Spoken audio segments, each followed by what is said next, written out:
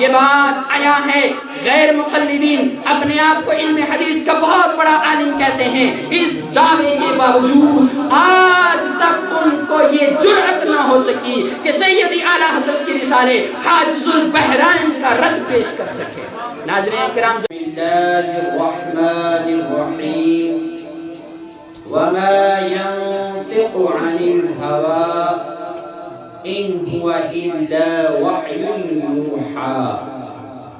صدق الله العظيم وصدق رسوله النبي الأمين المتين الكريم ونحن على ذلك لمن الشاهدين والشاكرين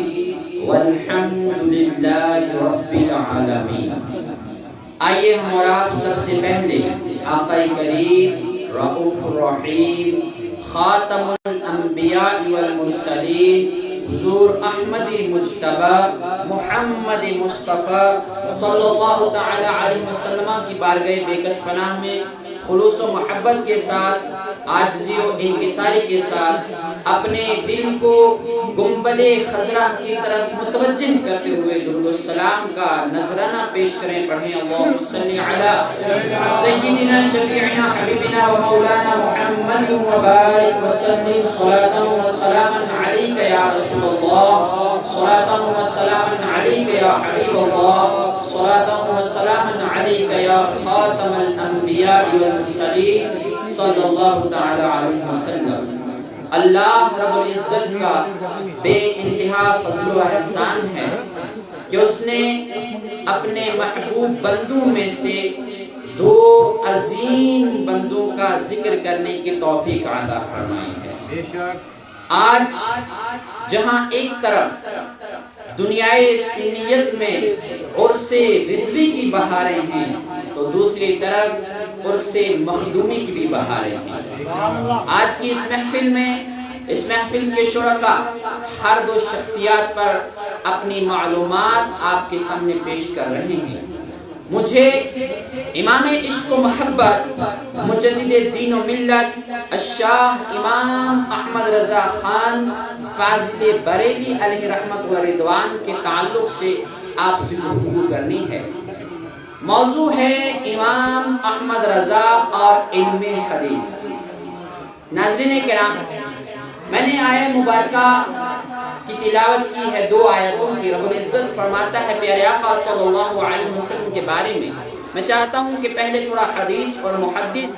کسے کہتے ہیں یہ گفتگو کر کے پھر سیدی اعلیٰ حضرت علیہ رحمت و رضوان کی شخصیت علم حدیث سے کیسی ہے وہ آپ کے سامنے بیان کروں۔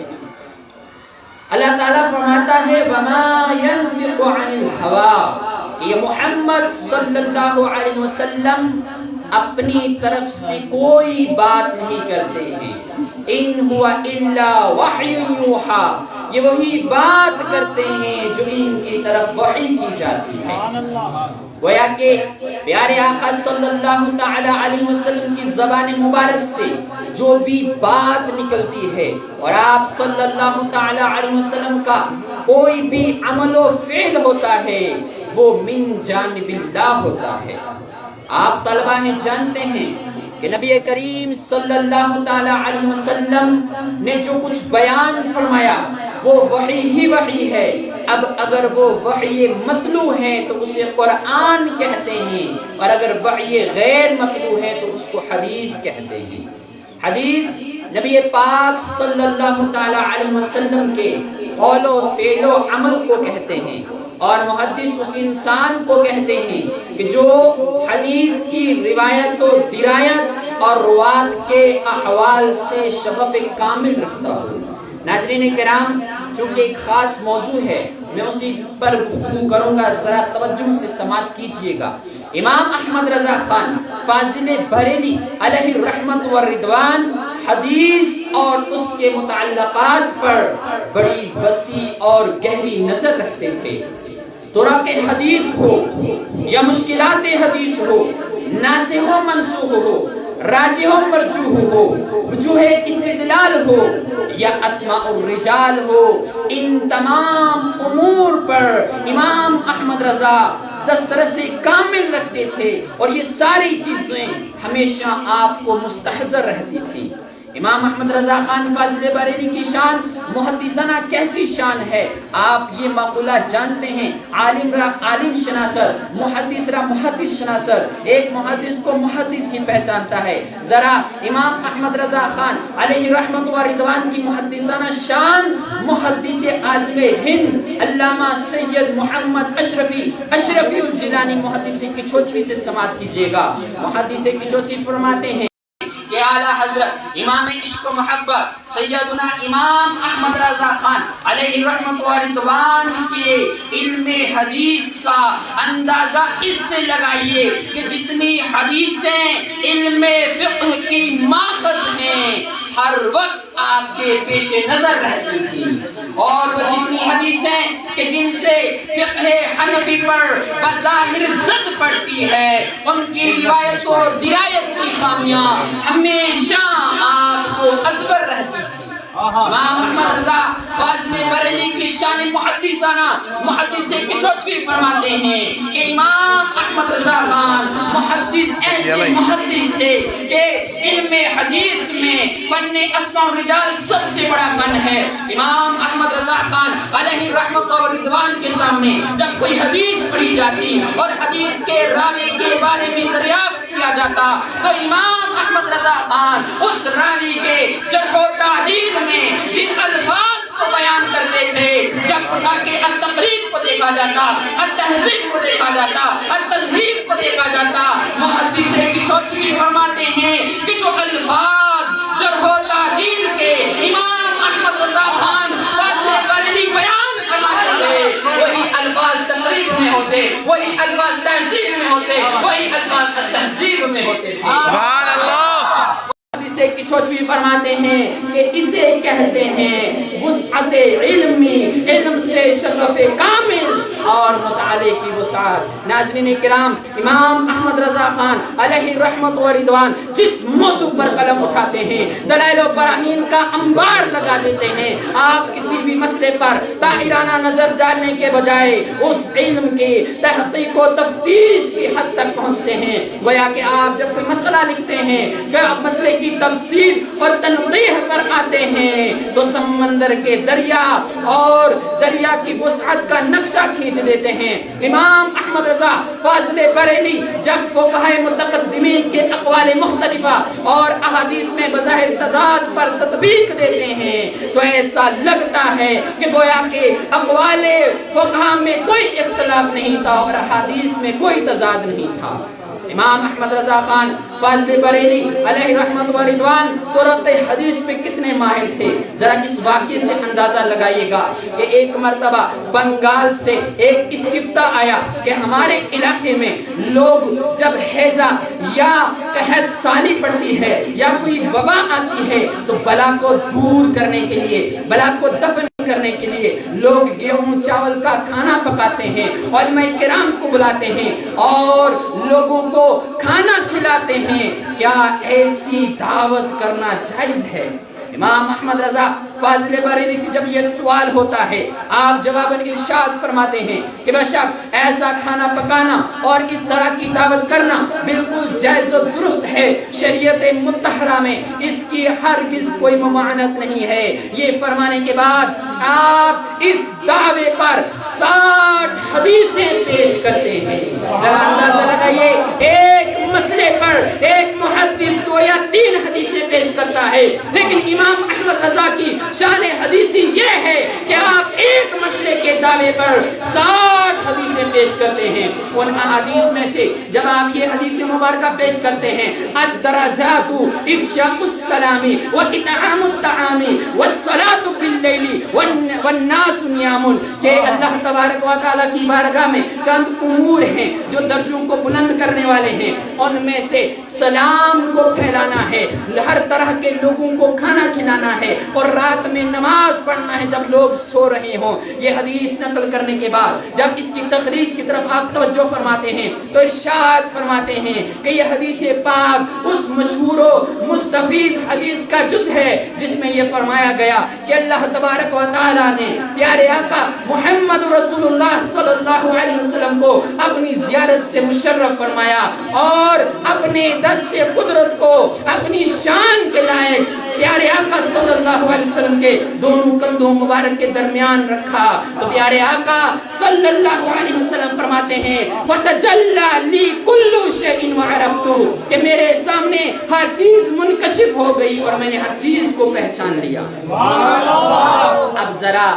جب اس حدیث کو پیش کیا اور اس کے حوالہ جات میں کیسے کیسے حوالے فرمائے نہیں بلکہ 8 حوالے پیش کیے۔ حوالہ جات پیش کرنے کے بعد آپ فرماتے ہیں کہ ہم نے اس حدیث کے طرق کی تفصیلات اور الفاظ کے اختلافات کو اپنے مفصل رسالہ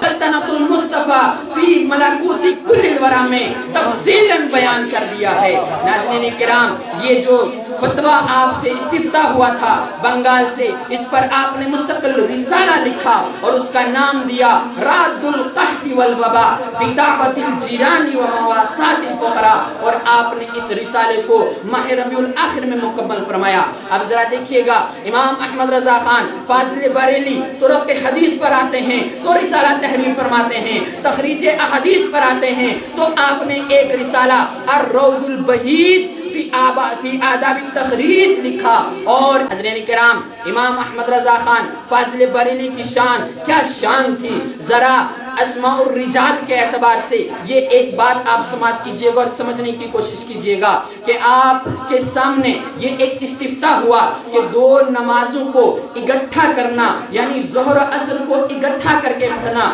جائز ہے یا ناجائز ہے۔ چونکہ اس مسئلے پر غیر مقلدین کے شیخ القل میاں نذیر احمد حسین نے اپنی کتاب میں اس پر مکمل گفتگو کی تھی۔ جب امام احمد رضا خان علیہ رحمت و رضوان کے سامنے یہ استفتاح ہوا تو آپ نے اس پر 134 صفحات پر مشتمل رسالہ حاجز البحرین تحریر فرمایا۔ یہ رسالہ کیا رسالہ ہے؟ اس رسالے کو پڑھنے والا یہ بات بخوبی سمجھ سکتا ہے کہ رسالہ علم حدیث اور علم اسماء الرجال کا بحر زخار ہے۔ جب کوئی قاری اس رسالے کو پڑھتا ہے تو پڑھنے کے بعد اس نتیجے پر پہنچتا ہے کہ دیوبندیوں غیر مقلدین کے شیخ القل امام احمد رضا خان فاضل بریلی کے سامنے ایک طفل مکتب کی حیثیت رکھتے ہیں۔ اور یہ بات دیکھے گا آپ کو اسماء الرجال میں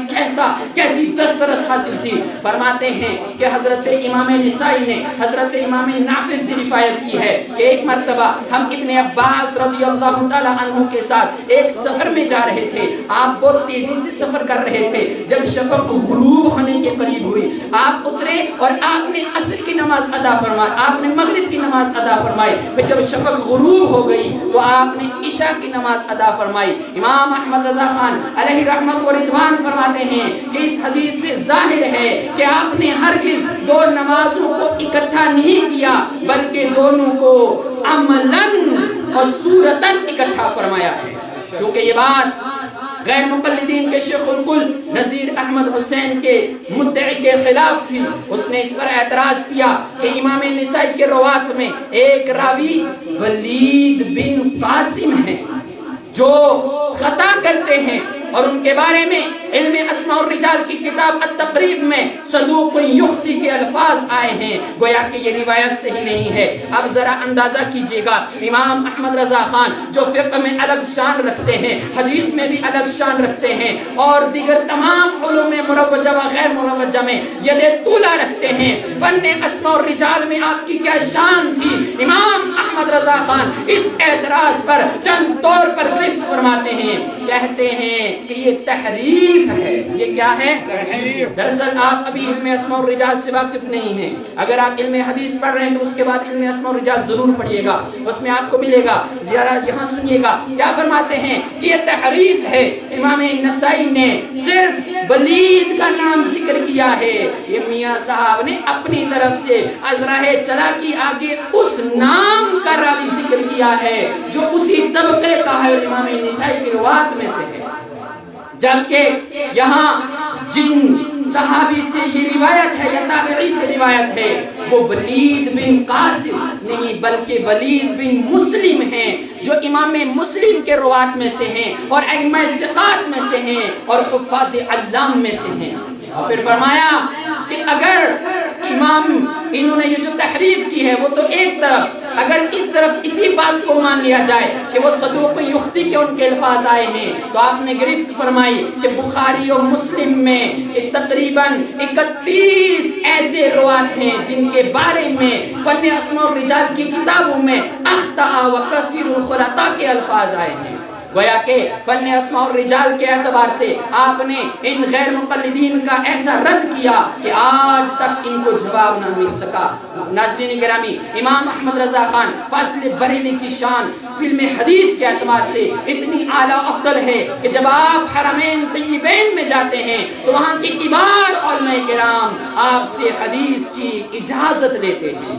میں اس بات پر اپنی بات کو ختم کرنا چاہتا ہوں، تحدیث نعمت کے طور پر میں یہ بتانا چاہتا ہوں کہ علم حدیث کی اجازت مجھے عمدۃ المحققین، محقق کے مسائل جدیدہ مفتی اشرفیہ مفتی نظام الدین دامت ظلہ العالی سے حاصل ہے۔ ان کو سند حدیث حضور شارح بخاری علامہ شریف الحق علیہ رحمت و رضوان سے حاصل ہے، ان کو حضور صدر الشریعہ بدر الطریقہ علامہ امجد علی اعظمی علیہ رحمت و رضوان سے حاصل ہے، ان کو مفتی اعظم ہند علامہ مصطفی رضا خان سے حاصل ہے، اور ان کو برہان الدین علامہ برہان الحق علیہ رحمت و رضوان سے حاصل ہے، اور ان کو سیدی امام اعلی حضرت الشاہ امام احمد رضا خان فاضل بریلوی سے حاصل ہے۔ الحمدللہ اس طریقے سے عشق محبت عشق محبت اس طریقے عشق سے محبت عشق محبت یہ بیان کرنا میرا مقصد یہ ہے کہ آج دیکھیے دنیا میں ہزاروں علوم و فنون پڑھائے جا رہے ہیں، لیکن ان میں سے اگر کوئی علم ہے کہ جس کی سند اللہ تبارک و تعالیٰ کی تک جاتی ہے تو وہ علم صرف علم دین ہے، فقہ کے اعتبار سے ہو، حدیث کے اعتبار سے ہو، علم قرآن کے اعتبار سے ہو۔ الحمدللہ ثم الحمدللہ ہمارا سلسلہ اللہ تبارک و تعالیٰ تک نبی کریم صلی اللہ علیہ وسلم کے ذریعے جاتا ہے۔ اس لیے میں آپ سے کہنا چاہتا ہوں یہ زندگی آپ کے لیے بڑی اہم زندگی ہے، ایسا نصیحت آپ سے کہنا چاہتا ہوں کہ مکمل کوشش کیجئے تمام علوم مروجہ کو حاصل کرنے کی۔ میں دعا گو ہوں کہ اللہ رب العزت سیدی اعلی حضرت کے جملہ علوم و فنون سے ہم اور آپ کو مستفیض فرمائے، اور ان دونوں بزرگوں کے فیض سے اللہ تبارک و تعالی ہم کو مالا مال فرمائے۔ جو کچھ بیان کیا اللہ رب العزت اپنی بارگاہ میں قبول فرمائے۔ وما علینا الا البلاغ۔ السلام علیکم ورحمۃ اللہ۔